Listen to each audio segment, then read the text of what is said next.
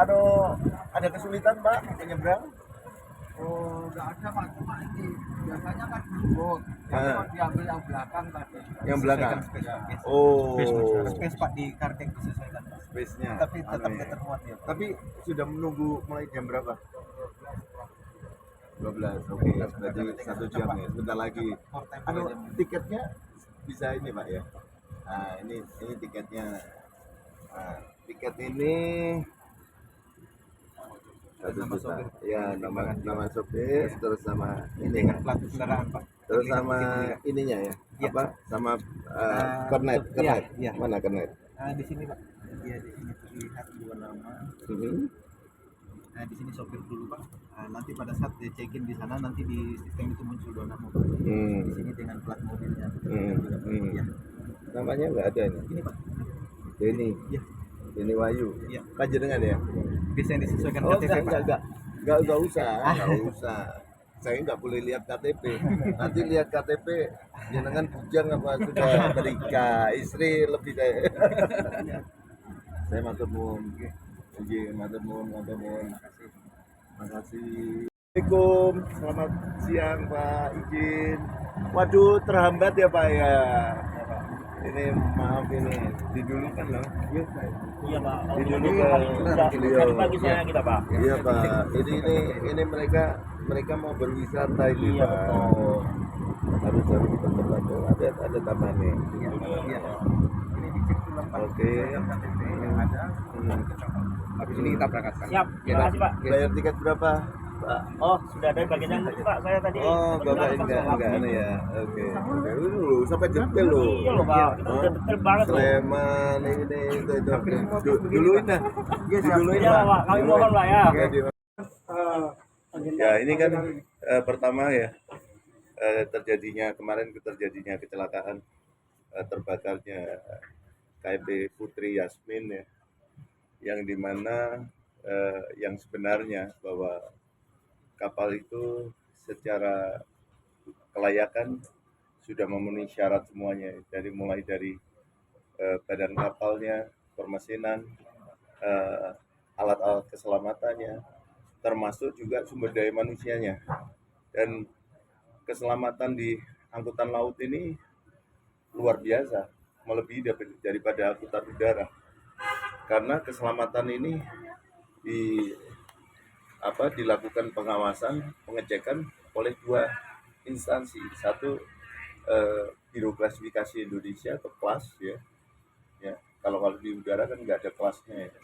Terus yang kedua dan di internasional pun ya, kalau domestik nggak ada namanya kelas lagi. Terus yang kedua adalah government atau pemerintah yang kebetulan dilakukan oleh KSOP atau kesiapan darat. Jadi ini sudah sangat ketat ya. Bahkan di aturan laut ini sudah overregulated, terlalu banyak, highly regulated, terlalu banyak regulasi. Dan ini harus dilakukan oleh pelayaran itu. Nah, ini yang terjadi di kapal Putri Yasmin juga seperti itu. Sudah sesuai ya. Dan bahkan Putri Yasmin ini patut mendapatkan penghargaan. Kenapa? Mereka bisa melakukan penyelamatan itu dengan menyiapkan life jacket. Ya, life jacket semua siap semua, ada dalam kondisi yang sangat emergensi itu. Dan bahkan ya mereka sempat juga mengeluarkan lifecraft ya, lifecraft, ILLR dan sebagainya, dan skocinya juga ada, berfungsi semua. Jadi semua pelayaran yang ada di sini bisa dicek adalah seperti itu. Nah, sumber daya manusianya juga sesuai dengan ISM Code, International Safety Management Code, yang dimana mereka menerapkan itu sehingga apa? Semua penumpang sudah dalam keadaan siap untuk diselamatkan oleh penyelamat. Jadi yang menyelamatkan bukan tugas daripada kapal lagi. Begitu kapal sudah menyiapkan itu semua, lifecraft dan sebagainya, termasuk life jacket, cemplung ke laut, itu tugasnya tim penyelamat. Yaitu siapa? Basarnas. Ada Sarnas. Ya toh? Terus juga masih dibantu Polair. Dan sebenarnya bukan tugasnya Polair nih. Tugasnya Sarnas untuk keselamatan. Ya toh? Nah, setelah dilakukan penyelamatan itu, ya tentu harus sesuai dengan semua yang nyemplung atau lompat ke laut itu harus semuanya harus diselesaikan. Coba kita lihat, ternyata yang menyelamatkan itu yang terbanyak adalah satu kapal Portland, dua Kaliani, Parama Kaliani, tiga kapal Yah dan sebagainya. Mereka ini patut diberi penghargaan karena sudah bisa melaksanakan hampir semuanya ya, melaksanakan penyelamatan itu dengan baik. Yaitu apa? Semua penumpang itu kalau nggak diselamatkan yang pakai jaket keselamatan itu 2 kali 24 jam terapung-apung tenggelam. Karena ada batas waktunya. Jadi untung mereka bisa menyelamatkan itu. Bahkan para Makaliani yang miliknya si Jemla ini, mereka berusaha sampai dengan mendekati samudra Indonesia yang ombaknya 4 meter lebih. 6 meter loh ini Pak dari ASDP mengatakan bukan malah dihancurin, dihabisin itu. Nah, kalau mau ngabisin ya ngabisin yang tidak bisa melaksanakan tugasnya dengan baik gitu. Jadi ini sudah melaksanakan tugasnya dengan baik. Ya ini terus masalah manifest. Ya, ini kan satu ya, tadi penyelamatan atau keselamatan tadi. Terus masalah manifest. Manifest ini ada namanya Peraturan Menteri tahun 2003, PM 58 2003. Yang dimana untuk lebih mudah daripada pembelian daripada tiket itu isi kosong sama. Nah, ini yang dilakukan seluruh Indonesia untuk angkutan penyeberangan adalah seperti itu karena ini ketetapan menteri pada waktu dulu dan sampai sekarang masih berlaku. Nah, ini yang harus dirubah, dikembalikan lagi bahwa semua penumpang yang ada di kendaraan ya itu wajib bertiket gitu. Jadi nggak usah data lagi dari sisi data KTP dan sebagainya, nggak usah, tiket yang penting. Begitu tiket ada apa-apa ya langsung bisa diklaimkan ke asuransi. Terus yang kedua, di samping kita bisa tahu jumlah penumpangnya secara pasti karena tiketnya kan yang jual kan ASDP. Yang jual ASDP. Jadi ini terpadu, tiketnya terpadu. Yang jual adalah ASDP. Jadi mudah untuk dideteksi oleh Pak KSOP. Pak KSOP yang melakukan pengecekan ulang. Terus yang berikutnya adalah dari sisi barang. Barang ini kadang-kadang truk itu overload.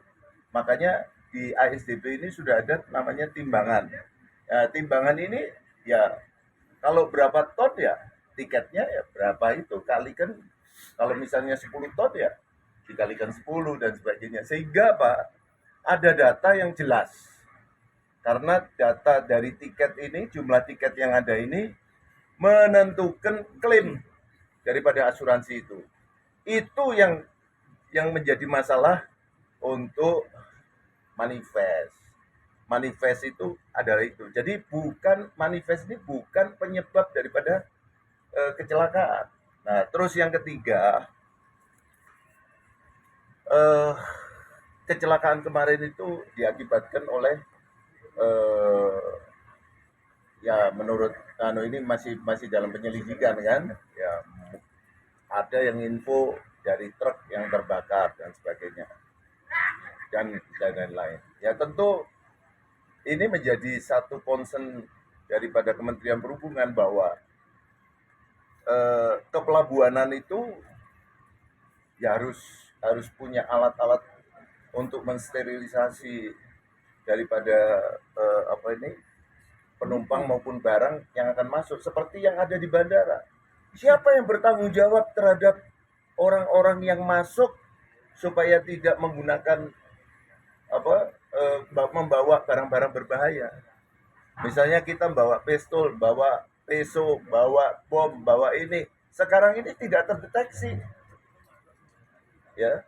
Jadi sewaktu-waktu bisa menimbulkan satu mungkin accident akibat dari ulah daripada konsumen ini bisa termasuk yang membawa barang berbahaya yang masuk melalui angkutan laut ini. Apa? Kemarin kan informasinya di truk itu ada Sepeda kendaraan listrik, motor listrik kan, iya kan? sebenarnya tidak boleh masuk, Ini ya masuk kapal. kendaraan listrik ya. Ini di Filipina juga bulan Januari sama Februari kemarin terjadi kebakaran. Malah yang mati coba kita bandingkan dengan yang meninggal ya. Ya kita tidak mengharapkan ada yang meninggal di Indonesia. Tapi kalau yang di Indonesia kemarin kan 1, ya toh. Tapi yang di Filipina sampai mencapai berapa, Mas Guntur? Mana Mas Guntur? 45. 45 lebih. Itu sampai kita bisa cek tuh. 45 lebih. Ditanya itu, yang meninggal berapa itu? Jangan kemana-mana. 42 orang. Terus yang satunya yang itu 15 orang. Dan semuanya dua-duanya terbakar ya? Kapalnya apa itu, Pak? MV Tristan dong. MP apa? Tristan. Iya. Ya, MV Tristan. Sama satunya. Jadi ada 2 kapal yang dua-duanya kebakar semua. Ya, ini berarti apa? Ini perlu adanya evaluasi atau analisa daripada barang-barang yang menurut kita tidak berbahaya ternyata menjadi barang berbahaya. Apalagi yang memang sengaja barang berbahaya itu diangkut oleh angkutan darat ini. Itu makanya apa? Perlu adanya detektor yang ada di kepelabuhanan ini seperti yang dilakukan di Angkasa Pura. Angkasa Pura sudah melakukan itu. Siapa yang melakukan itu? Bukan perusahaan penerbangannya. Yang melakukan itu adalah perusahaan Angkasa Puranya atau pelabuhannya sebagai fasilitator. Jadi maka kita harus analisa ya dari sisi stakeholder keselamatan tadi. Yang pertama adalah pemerintah, regulator tadi sudah melaksanakan tugasnya dengan baik. Yang kedua adalah operatornya sudah melaksanakan tugasnya dengan baik sesuai dengan regulasi yang ada di kapalnya maupun sumber daya manusianya, ya Pak ya. Terus dia juga malah di dalam tim penyelamatannya juga sangat bagus sesuai dengan ISM Code, International Safety Management Code ya. Terus yang ketiga ya tentu malah beliau operator ini juga berfungsi sebagai penyelamat, yang itu tugasnya pemerintah, yang itu adalah tugasnya daripada Sarnas tadi. Ya, dia juga berfungsi sebagai itu, patut diapresiasi, patut dikasih penghargaan malah. Ya. Terus yang ketiga adalah fasilitator tadi pelabuhan, pentingnya sterilisasi dan sebagainya, termasuk juga tadi manifest karena tiket terpadu semuanya ada di ASDP. Jadi ASDP. Jadi sama dengan di pelabuhan udara, bahwa pengecekan bahwa penumpang yang masuk ke terminal itu ya betul-betul orang yang mau naik pesawat. Kan gitu. Ditip siapa yang itu Angkasa Pura. Nah, terus yang terakhir adalah konsumen. Konsumen ini sebagai stakeholder ya. Ini sering kali dablek. Ya, sering kali bandel misalnya. Mereka bawa korek, walaupun naik pesawat mereka bawa korek tapi diumpetkan di sejak sepatu diinjak di itu dan sebagainya itu ya ini kelakuan seperti ini yang kita harapkan bisa diberikan satu himbauan jangan mengangkut barang-barang berbahaya, jangan membawa barang berbahaya. Ini kan himbauannya belum ada, Pak.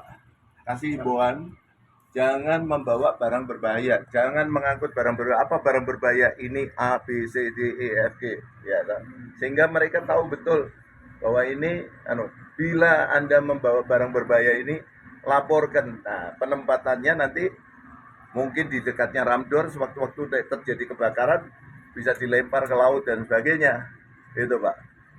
Terus yang terakhir ada tim penyelamat, ada Basarnas, ada Polair dan sebagainya. Jadi ini tim penyelamat ini harus kerja dengan baik karena ini adalah garda terakhir.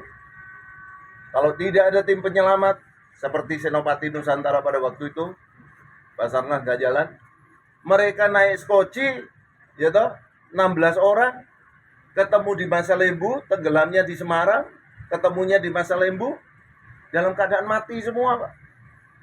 Mati semua karena kehausan, kelaparan. Jadi ini yang tidak boleh terjadi. Kita juga luruskan. Terus yang terakhir apa, Pak? Ada lagi. Ini Pak terkait kepastian jumlah penumpang yang tadi kan saya sudah sampaikan totalnya, bahwa Pak. semua penumpang yang ada di bis dan sebagainya ya harus bertiket. Nah itu tiketnya murah sekali atau bagaimana? Lebih murah daripada tiket penumpang yang masuk ke dalam informasi ini. Artinya yang Bapak terima jumlahnya berapa Pak? Totalnya Pak yang diberi Yasmin Pak? Itu kan 100 berapa itu? 114 kan? 114. Dan itu sudah sesuai kan? 114 sudah ketemu. Artinya ada data simpang siur, sempat ada penyebutan 200, ada yang 170-an. Ya kalau ada data seperti itu, pasti keluarganya ada. Ya toh? Tidak ada toh keluarganya? Tidak ada, Pak. Jadi kalau ada yang kehilangan keluarga pasti kan datang keluarganya, Pak. Setuju ya? Loh enggak, kalau ada keluarganya kan pasti keluarganya datang. Ada datang keluarga yang nanya kan? Tidak ada, Pak. Jadi coba, keluarga kita, ya toh, ada di situ misalnya, pasti kan kita yang datang, Pak. Ya toh? Artinya itu sesuai Pak data yang di sini. Sesuai, makanya Jemla jangan ngomong bahwa itu sudah sesuai dengan jumlah yang ada. Ya, oke, cukup ya, cukup ya. Nah, ini namanya ini.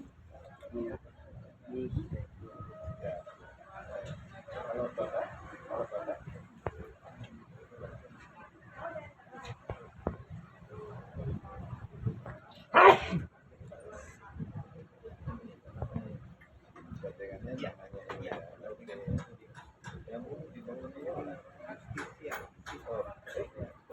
Tapi dia pakai nama istri yang dipakai kalau